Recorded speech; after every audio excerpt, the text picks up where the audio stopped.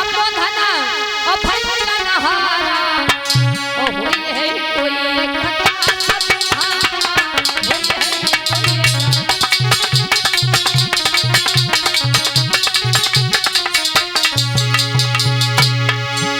हरे नाथ संबोधन भैया नहारा और होई है कोई कथा तुम्हारा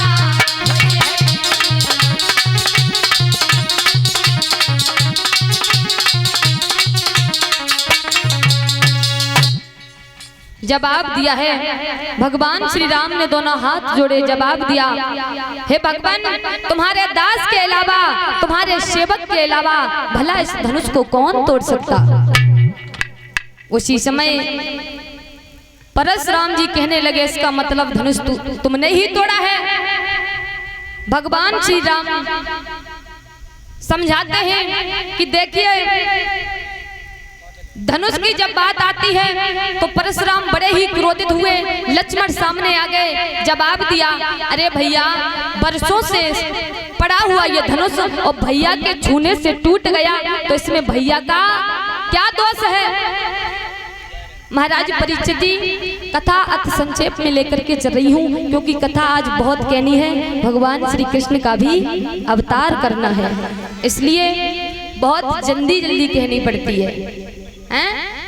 तो इसी समय महाराज परशुराम जी और लक्ष्मण जी में काफी समय तक वार्तालाप होता रहा। तो परशुराम जी ने कहा कि अगर आप भगवान हो तो आप ऐसा करिए इस धनुष पर चाप चढ़ा दीजिए, हम समझ जाएंगे कि आप भगवान हो।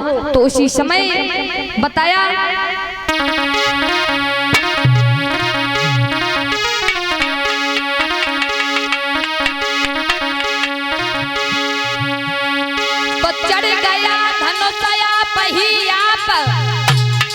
और रघुनाथ हाथ में आकर के और रघुनंदन प्रेम सहित मुझे चरणों में शीश नवा करके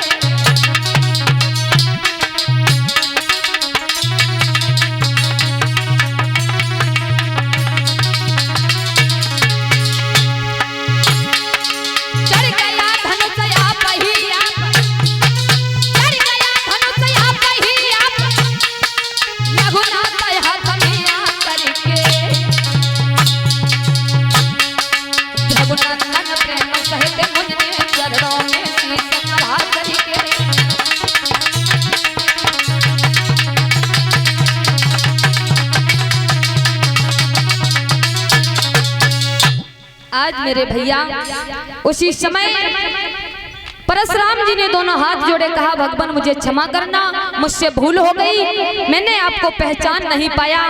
आज परशुराम जी वहां से चले जाते हैं। इधर मैया सीता जो थी भगवान श्री राम के जयमाला डालने के लिए आई।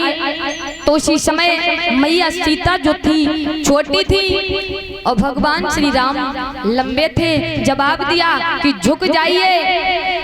तो लक्ष्मण ने जवाब दिया भैया झुक मत जाना, और ससुराल में आकर के पहली बार झुक गए तो सारी जिंदगी झुकना पड़ेगा, इसलिए झुक मत जाइए। तो उसी समय भगवान श्री राम एकदम सतर्क खड़े हो गए, बोले बिल्कुल नहीं झुकूंगा।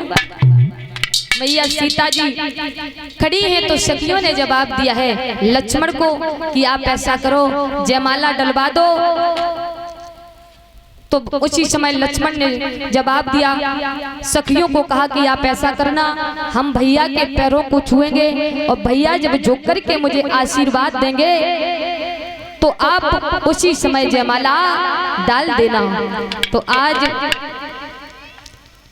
जैसे ही भगवान श्री राम के लक्ष्मण ने झुक करके चरण छुए, भगवान श्री राम ने झुक करके जब आशीर्वाद दिया है, उसी समय मैया सीता को मौका मिल गया और उन्होंने जयमाला डाल दी। बोलिए सियावर रामचंद्र की, बोलिए गोविंद भगवान की।